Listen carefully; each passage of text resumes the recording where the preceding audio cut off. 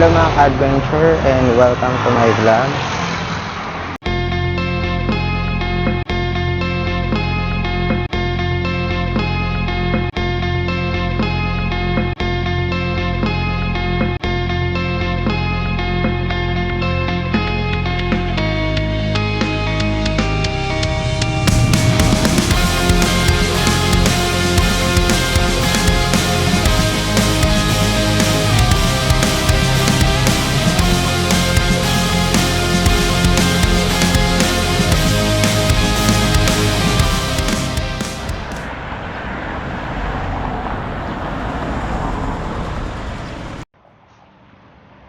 Habang binabagtas natin itong kalsadang ito mga ka-adventure papuntang Lemery, Batangas, ay madadaanan natin ang isang mapayapang bayan sa probinsya ng Batangas.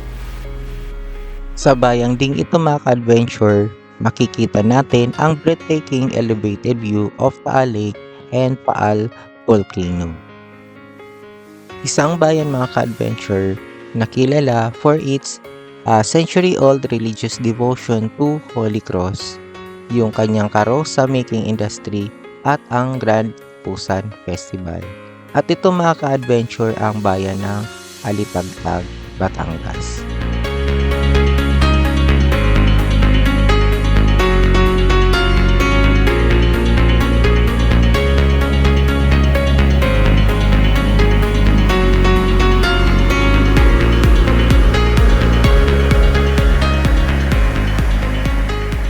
Alam niyo ba mga ka-adventure na ang pangalang Alitagtag ay nagmula sa isang Tagalog word na alinagnag?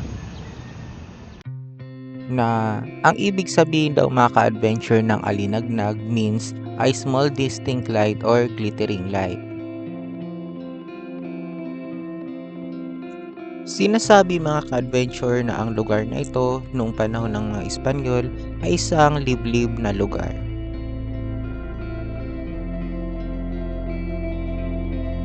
Ayon mga ka-adventure sa local tradition nito, isang relihiyosong babae ang naging saksi sa isang mahiwagang ilaw mula sa tinatawag na anubing tree sa isang burol.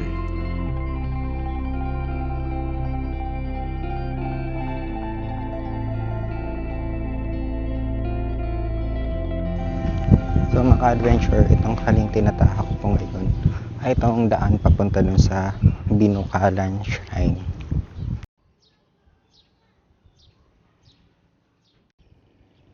At habang papunta tayo mga ka-adventure sa shrine na yon, ay nadaanan natin ang isang chapel. At isa rin pala mga ka-adventure na madadaanan natin ay itong mismong resort na ito.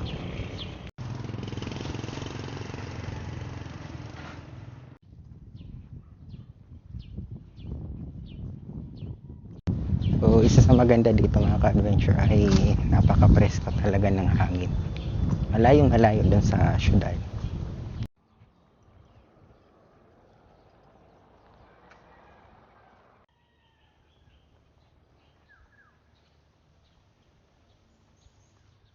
So, dito na tayong mga ka-adventure sa labas ng mismong shrine. Matatagpuan mga ka-adventure dito sa Poblacion West, Alitagtag, Batangas, na tinuturing na isa sa sagrado and cultural significant religious landmark dito sa probinsya ng Batangas. At ang lugar din daw kasi na mga ka-adventure ay ang exact spot kung saan dito di umano nakita ng relihiyosong babae ang isang mahiwagang ilaw mula sa anubing tree.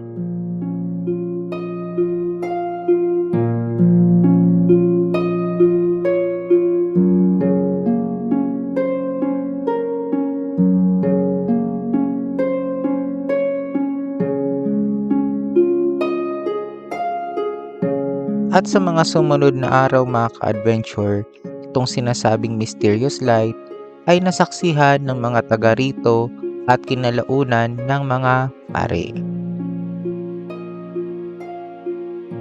At dahil mga ka-adventure sa himalang nangyari sa lugar na to, kaya ang kahoy mula sa miraculous anubing tree ay ginamit para mabuo ang kilalang Holy Cross of Alitagtag.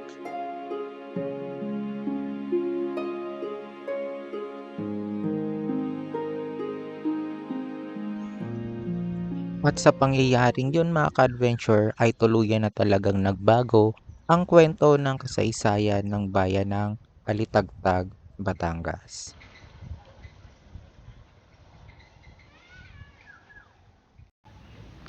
At galing nga sa lugar na 'to ay pupunta mismo tayo sa mismong town proper nitong Alitagtag. Pero bago pa man mga ka-adventure maging isang bayan, ang Alitagtag ay dating bahagi ito noon ng bayan ng Bawan, Batangas. So adventure, masasabi mo talaga habang naglalakad ka dito ay sobrang presko ng hangin. Makikita mo rin yung mga luntiang halaman na 'to na nagpapaalala sa akin na nasa probinsya ako ngayon.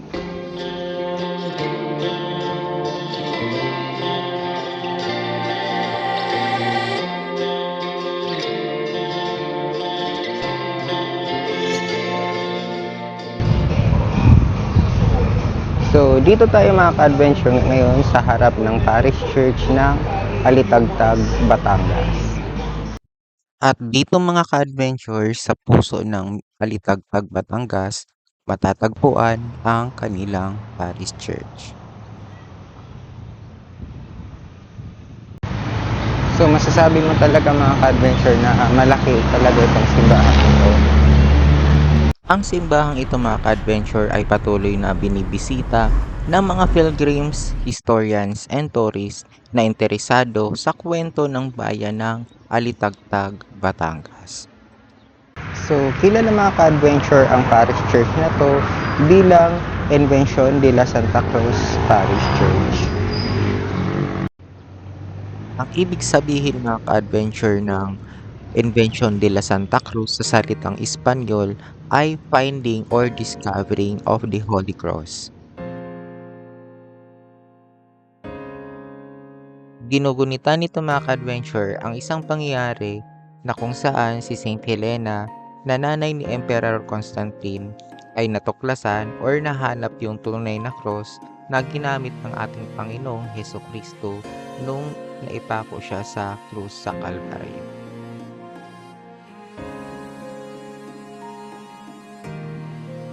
Dahil rin mga ka-adventure sa pambihirang debosyon ng mga taga rito sa Alitagtag, kaya ang parish na to was placed under the patronage of the Holy Cross. At natanggap mga ka-adventure nito ang titulong Invention de la Santa Cruz. That means the church name therefore honors both Catholic feast celebrating the finding of the true cross by Saint Helena and local tradition ng himala ng krus ng Alitagtag which has been venerated for over 4 centuries. Unang inilagay mga ka-adventure sa Parish Church ng Bawan ang krus na ginawa mula sa anubing tree ng Alitagtag nung ito'y isa pa lamang baryo. Nang maging isang independent municipality mga ka-adventure ang bayan ng Alitagtag noong 1910 mula sa bayan ng Bawan, ang mga taga rito mga ka-adventure ay naghangad ng sarili nilang sagradong krus. Ang krus na ito ay nananatiling patron ng dalawang bayan ng Alitagtag at Bawan and center for its religious devotion. At dahil dito mga ka-adventure, every 2nd of May ay ginaganap ang tradisyon na salubong na kung saan ang dalawang banal na krus ay parehong isinasakay sa isang sasakyan na may magarbong palamuti at nagtatagpo sila mga ka-adventure sa boundary ng dalawang bayan. Pagkatapos nito mga ka-adventure ay binabalik ang patron ng dalawang bayan sa Binukolan Shrine kung saan sila ay tatayo ng magkatabi sa altar para sa isang nobena at banal na misa.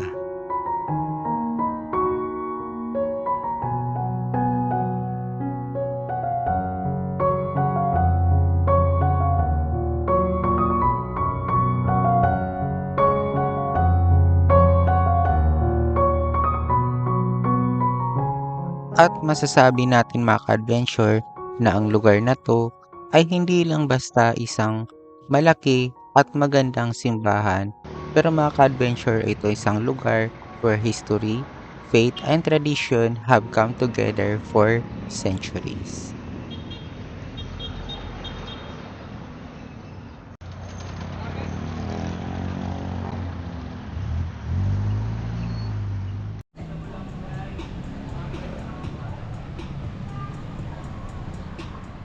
At dito rin mga ka-adventure sa harap mismo ng Parish Church ay dito matatagpuan ang isang park dito sa bayan ng Alitagtag.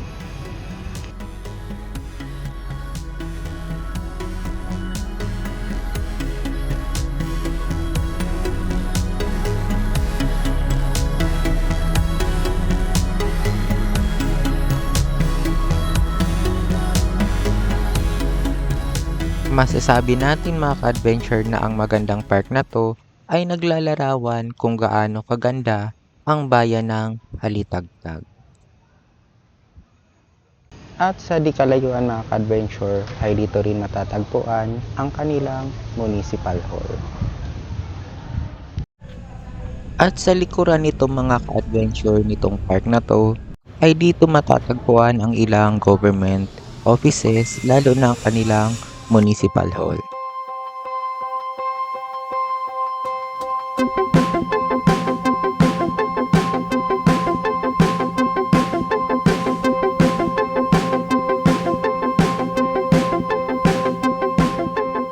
Dito naman mga ka-adventure sa tabi ng Town Plaza ng Alitagtag, matatagpuan ang kanilang public market.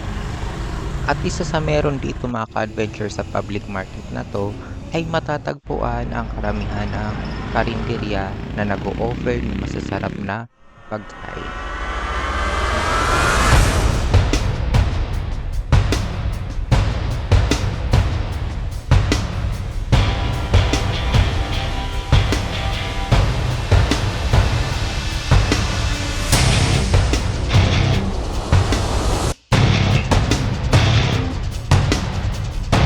At dito mga ka-adventure sa main road na to, matatagpuan ang mga iba pang commercial establishment.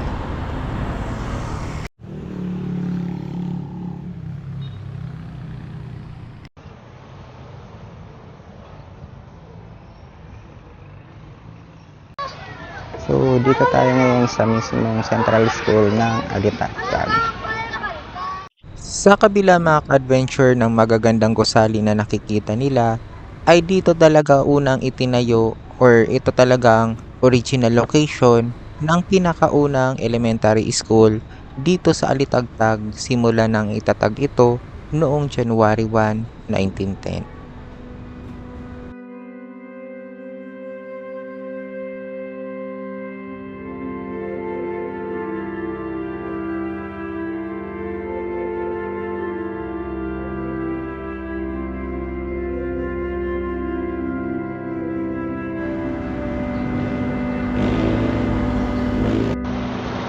So dito talaga ay marami ka rin magagandang kabahayan na makikita mga ka-adventure. At ang clinic na to mga ka-adventure ay isa sa masasabi kong isang heritage houses or heritage house dito sa bayan ng Alitagtag.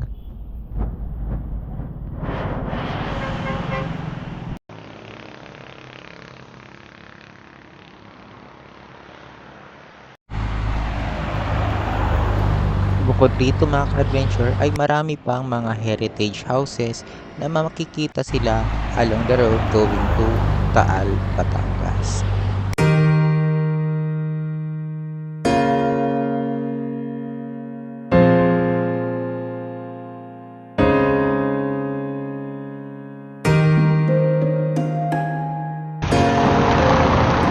So dito tayo ngayon mga ka-adventure sa barangay Pinagpurusan dito sa Alitagtag, Batangas. Ang baryong ito mga ka-adventure ay aakalain mo na bahagi na talaga ng poblasyon ng Alitagtag. Pero mga ka-adventure, ang baryong ito ay ang nag-uugnay sa bayan ng Alitagtag at San Pascual, Batangas.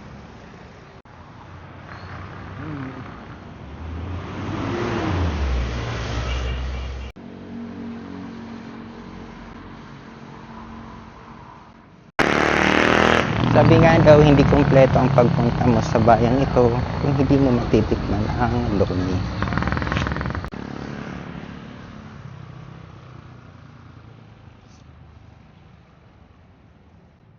So, dito na tayo ngayon mga ka-adventure sa barangay Dalipit, na kung saan malapit na tayo dun sa tinuturing na sikat na Lomi House. At dito nga mga ka-adventure, pinili ko na kumain sa Jowa's Lomi House. At ito mga ka-adventure ay isa sa tinuturing na most visited destination for food lovers dito sa bayan ng Alitagtag. At dito na nga mga ka-adventure ay in-order ko ang kanilang pinagmamalaki na Lomi Special, na kung saan ito'y masasabi natin na highly affordable with authentic local flavors, at kung titingnan nila ay malaki talaga yung servings.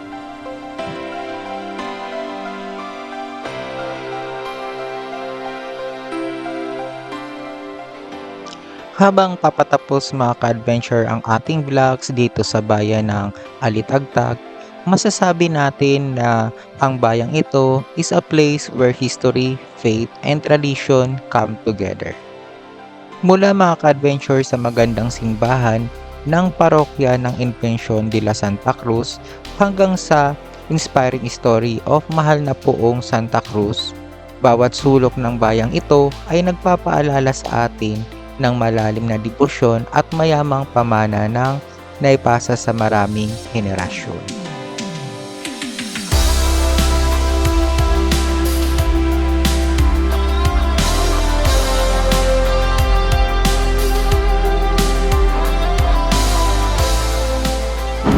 And that's all for this vlog mga ka-adventure, and thank you for watching, and see you on my next